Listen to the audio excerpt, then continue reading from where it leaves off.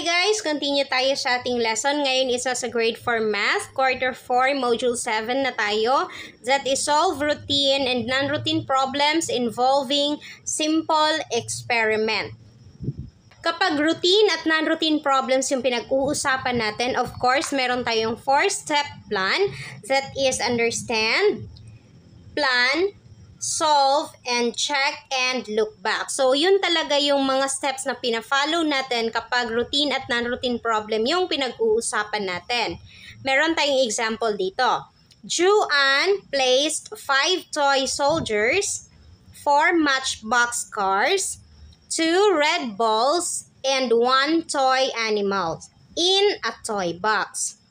She mixed them all by shaking the box. What is the chance that Joanne picked a toy car? Okay, so ang step 1 natin is understand. I-understand muna natin yung ating problem. Si Joanne, sabi dito, meron siyang 5 toy soldiers, meron siyang 4 na matchbox cars, at meron siyang 2 pulang bola at 1 toy na animals. Nilagay niya ito sa box pagkatapos shake niya para ma-mix sila. So, ang tanong natin, ano kaya yung chance niya na makakuha siya ng toy car? Or ano yung chance niya na toy car yung ma-pick niya kapag kumuha siya ng laruan sa loob ng kanyang toy box? Okay, so sa understand natin, meron tayong what is asked. Ang what is asked, ano yung hinahanap or tinatanong?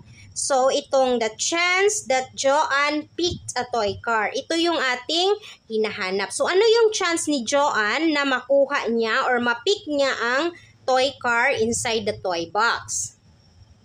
Sa understand, meron din tayong what are given. So, ano yung given natin?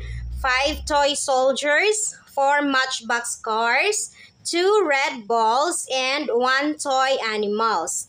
And then, ang step 2 natin is plan. So, iplanuhin natin kung paano natin siya isolve at kung ano yung gagamitin nating formula. So, use the formula, then substitute. Ano yung formula natin sa pag-solve ng probability? Probability of event is equal to number of times an event occur divided by the total number of outcomes. So, ito yung formula na gagamitin natin.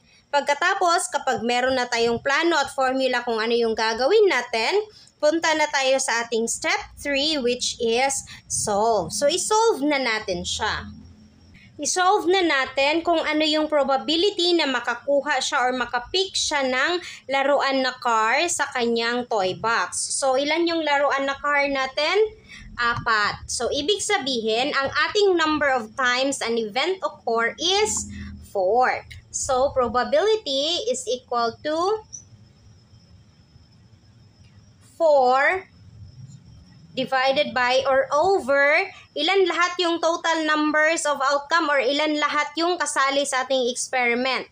Meron tayong 5, merong 4, merong 2, at merong 1. So, i-total natin siya lahat. So, 5 plus 4 equals 9, plus 2 equals 11, plus 1 equals 12. So, ibig sabihin 4 over 12.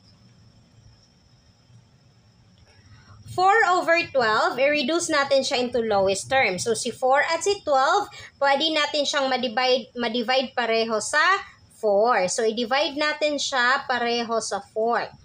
So, 4 divided by 4 is equal to 1 over 12 divided by 4 is equal to 3. So, ibig sabihin, ang probability na makakuha si Joanne ng cars or ng toy car sa kanyang pag-pick from the toy box is 1/3 or 1 of 3.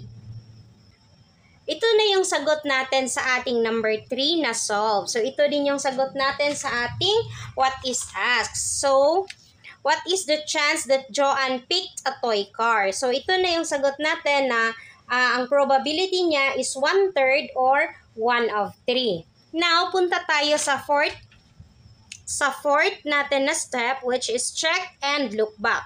So, i-check mo lang kung tama ba yung mga data na nakuha mo at kung tama ba yung solution mo.